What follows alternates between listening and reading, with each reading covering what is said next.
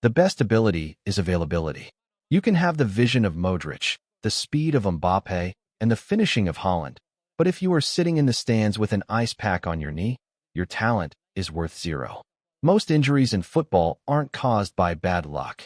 They aren't accidents. They are the result of a breakdown in the protocol of structural integrity. They happen when your biology cannot handle the demands of your ambition. Today, we are breaking down the protocol of avoiding unnecessary injuries during open play. We are moving beyond the basic warm-up. We are exploring the collision geometry, the pre-activation blueprint, and the deceleration break. We are going to teach you how to become bulletproof in the heat of the game. If you want to stop the cycle of 3 weeks on, 2 weeks off, pay attention. We are about to secure your career. We'll also cover practical tips, proper techniques, and the importance of physical fitness, all aimed at keeping you on the pitch and off the treatment table. So, lace up your boots, grab your favorite beverage, and let's kick off this journey to safer play. Football is a contact sport, but most contact injuries happen because of poor geometry. When you enter a 50-50 duel, you are a physics equation. If you enter soft, you break. To be dominant, you must master the bracing protocol.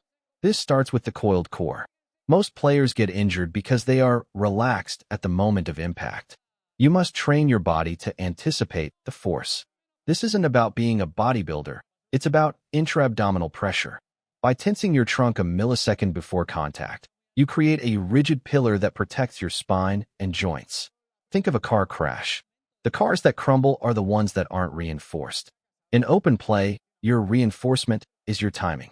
You don't just run into the opponent, you seed yourself into the challenge. You win the space by being the more stable object. Most non-contact injuries, the ones that end seasons, happen during deceleration. Your muscles are like brakes on a high-speed train. If the train is too fast for the brakes, it derails. This is the hunt for eccentric strength. Amateur players stop with their quads and their knees. This puts the entire load on the anterior cruciate ligament. To have extremely durable legs, you must learn to drop the hips.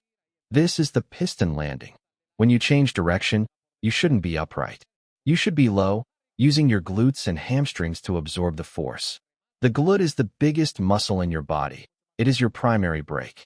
If you aren't using it to stop, you are asking your ligaments to do a job they weren't designed for. Master the low center stop, and you master injury prevention. Your warm-up is not a stretch. It is a system check. Most players walk onto the pitch with sleepy glutes and tight ankles. This creates a marker for disaster. If your primary movers aren't firing, your smaller, secondary muscles have to take over. That is how you pull a groin. That is how you tear a calf. The protocol for open play safety is neuromuscular waking. You need to wake up the connection between your brain and your stabilizers. This is isolating to integrate. You spend 5 minutes making sure your ankles are locked and your hips are open. You are telling your nervous system, the war is coming. Be ready. A player who is pre-activated is a player who is coiled for 90 minutes. Injuries don't happen in the 5th minute. They happen in the 85th. Fatigue is a technical corrupter.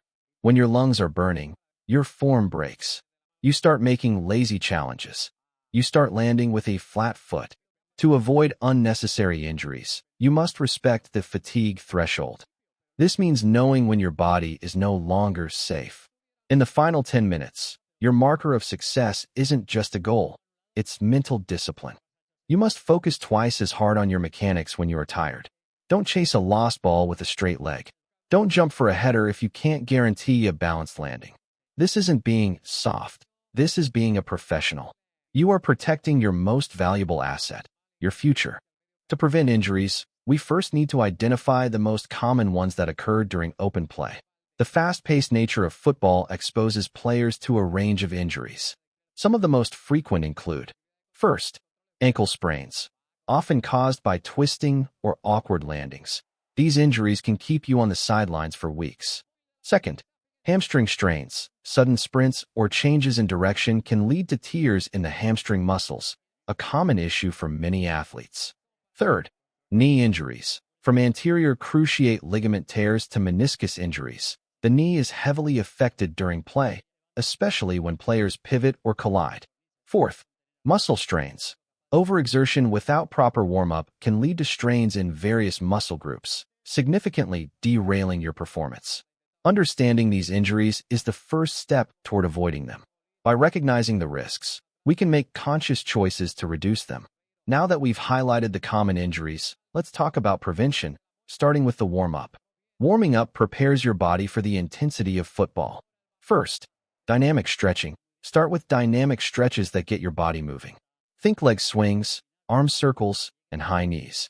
Spend at least 10 to 15 minutes on this to increase your heart rate and blood flow to your muscles. Second, specific drills. Incorporate football-specific drills into your warm-up. Simple passing drills or light jogging with directional changes prepare your muscles for the actual game dynamics. Third, cooling down.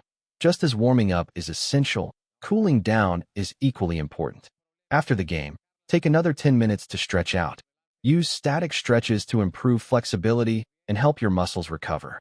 In addition to warming up and cooling down, a strong and conditioned body is less prone to injuries. Here are some key aspects of building strength and conditioning. Strength training. Incorporate strength training exercises 2 to 3 times a week. Focus on your core, legs, and upper body. Squats, lunges, and planks are fantastic choices. A strong core stabilizes your movements and helps prevent injuries. Agility and balance training. Use drills that enhance your agility and balance, such as ladder drills or cone sprints. These improve your footwork and coordination, making you less likely to misstep during play. Endurance work. Don't forget your cardiovascular fitness. Incorporate running, cycling, or swimming into your routine. Good endurance means your muscles stay fresh for longer, reducing fatigue-related injuries.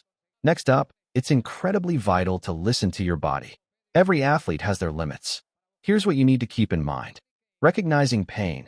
Understand the difference between usual soreness and pain that signals injury. If something doesn't feel right, don't push through it. Stopping early can save you from long-term injuries. Rest and recovery. Allow your body adequate time to rest and recover. Schedule days off and make them non-negotiable. Active recovery days, where you don't play but engage in light activities, can also help keep you fit without putting strain on your body. Hydration and nutrition. Keep yourself hydrated and maintain a well-balanced diet. Proper nutrition fuels your body for performance and recovery.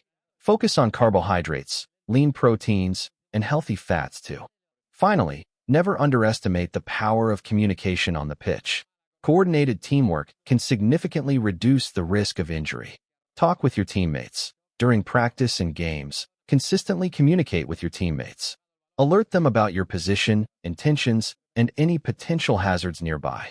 This can prevent errant collisions and misunderstandings. Understand your role. Each player's role within the team is vital. Clarifying responsibilities can help avoid chaos, especially during high-pressure moments, reducing unnecessary contact and injuries. Involve your coach. Don't hesitate to speak with your coach about any concerns, whether it's regarding your personal fitness or the needs of the team. A good coach will take your input seriously and adjust strategies to promote safety. Don't chase a lost ball with a straight leg. Don't jump for a header if you can't guarantee a balanced landing. This isn't being soft. This is being a professional. You are protecting your most valuable asset, your future. In conclusion, preventing injuries in football requires a multifaceted approach. By understanding common injuries, committing to proper warm-ups and cool-downs, prioritizing strength and conditioning, listening to your body, and fostering strong communication on the field, you can play safer and enjoy the game you love for years to come. Master your geometry, build your breaks, activate your systems, and respect the clock. When you master the protocol of injury prevention, you don't just stay on the pitch, you stay at the top of your game. Remember, staying injury-free is just as important as sharpening your skills on the pitch. Share these tips with your teammates and help spread the word about safe play. This has been the protocol for avoiding unnecessary injuries during open play. Let's keep the beautiful game both fun and safe. Until next time, play smart and stay fit.